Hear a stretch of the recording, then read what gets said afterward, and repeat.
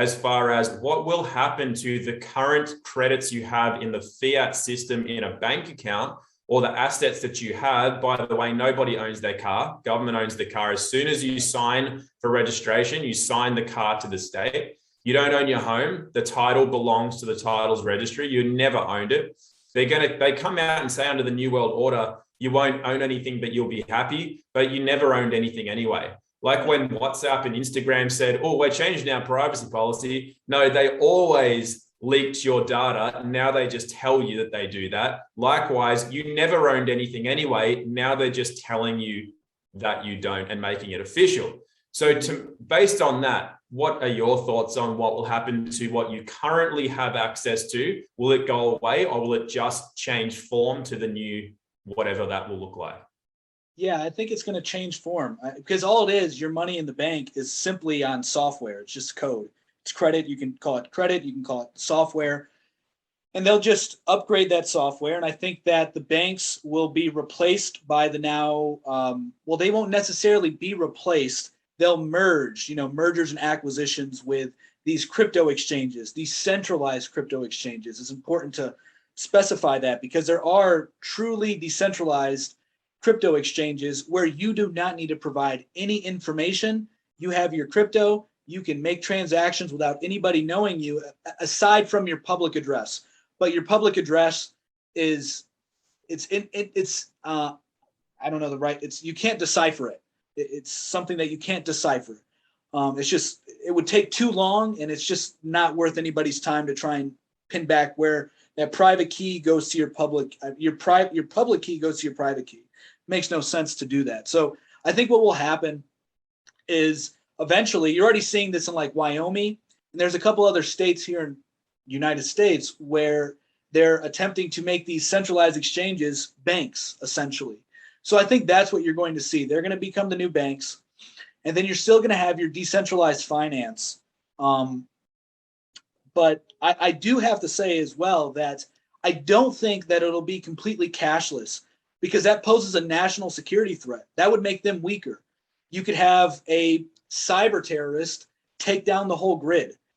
That doesn't seem very smart to me. I think that that leaves them too open. So I think that you will have access to cash, but it will be limited. Something like Australia's, I think they've already done it, where you can't spend more than 10,000 Australian dollars in cash, that is. And so I think that there'll be limits, which will make it difficult, but there's always going to be ways to work around it. And so my view with cryptocurrencies in general is, I understand the negative side of them, that being constant surveillance. Potentially, if you're very tech savvy, you can, do certain things to retain your privacy and your, remain anonymous. But most people won't be.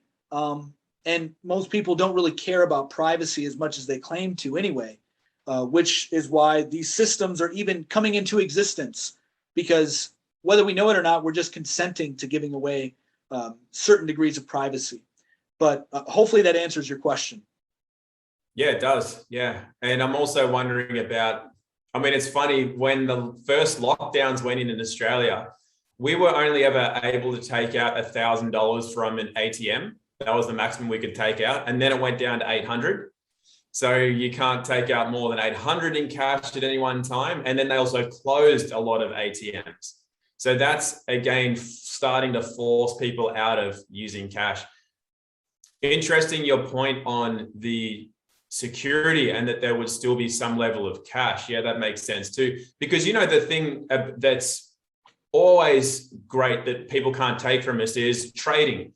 Like Gumtree, which you don't have. You have Craigslist, for example, or Facebook Marketplace, where you can just, I've got, this phone is, or I want to sell like a spare keyboard or something. And you can negotiate with people. It's all cash. You're just trading. And that's great. I love that. And I would be very surprised if that ever went away. Like I said, I think there'll always be ways that occurs. But that whole digital thing is, yeah. They put that in predictive programming for a long time with different TV shows, movies, and comedians talking about it for a long time. So it is what they want to do. But again, we are the ones that have the say in whether that happens or not. not them. The problem is too many people willingly comply with that and then bring it on.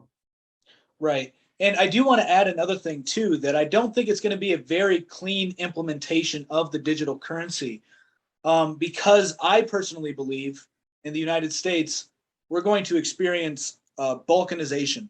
You can already see the narrative building. I have in my neighborhood, I see people with their American flags upside down. I see people saying Trump's still my president with banners like that. And then I see other people in my neighborhood that have Black Lives Matter, hate has no home here, which are, obviously both opposition. They're opposing each other. And so I think that with these smart cities, they're going to provide people. The way I look at the smart cities is they're going to be essentially social media in which you live in. There's going to be a platform. There's going to be terms and conditions that you have to follow. There's going to be a social credit system, as you've explicitly stated. And I think that these cities will have their own currencies that they can monitor. You have Facebook creating their own currency. Currently, it's Libra. Who knows if it'll be successful? But you also have other countries that are trying to create their own stable coins, like El Salvador. They've recently allowed Bitcoin to be legal tender, but that's going to, anyway, I don't think it's very smart to do that. I think that they gave everybody $30. So they gave everybody a wallet. So that's another thing. They're going to give everybody wallets. There's going to be these state mandated wallets that you'll have, which is where you'll do your main transactions from, which is where they'll monitor you. And you probably won't own your private keys. That's the other thing. Anybody interested in crypto, make sure whatever kind of wallet you have, it is something that you own you own the seed phrase, you own the private keys, and write it on a piece of paper. Because God forbid, you lose your password or your computer gets corrupted, you can recover everything with your private key. And never give it to anybody because they can steal all your money. But I think that there'll be custodial wallets where they control. And like in El Salvador, they're working on a stable coin is where I was getting at. And I don't think the Bitcoin thing is going to work very well because it's very volatile still, but it favors the upside. It only keeps going up. Regardless of its dips, it just keeps going up, which is, yeah. So to me, it seems pretty obvious if you're trying to get out of the system, there's ways within crypto to do so. That's just my opinion. But, so yeah. That's my take on that. Yeah, cool. Yeah, good to know, because that's, yeah. I mean, I don't want any part of any of that, to be honest. Fair enough. I'd much rather be, just self-sufficient, like a lot of people want. And that's the other element, is that while there will be this implemented in cities, no question, they can't control where everybody goes. They'll try, but they can't. So then there will be plenty of people that want to set up off grid and be the dissenters or the hippies or the enemies of the state, or however they may be deemed, but it also doesn't need to be that high of a degree of divide either. That is still open for creation for how we want that to be. And the way that I believe that will happen is to lose the element of refusal. Refusal is the most dishonorable form or behavior in commerce, and that's what we're regulated under. And that also is paralleled by natural law. So we don't refuse. So none of us are refusing to be part of the social credit system. We're just non-consenting to that and choosing to create something different. It's a different energy than the refusal. The refusal gives it more power. We don't want to do that. So all we're doing is saying, hey, that looks great, good on you, but I'm choosing this. You show me where I'm bound by any kind of law, natural or otherwise, that binds me to that. Do I not have a choice? Are you telling me that I don't have rights? Are you telling me that I'm dead? Are you telling me I'm an entity? I'm non-living? Where's your evidence for that? So thank you, but this is what I'm doing. And so if we have that attitude towards it as well, it's all far more positive. And then that elevates us to a different state of being, which is protected from the lower frequency of refusal and fighting a system that is only ever offering us their benefits and privileges. They're not pointing a gun at our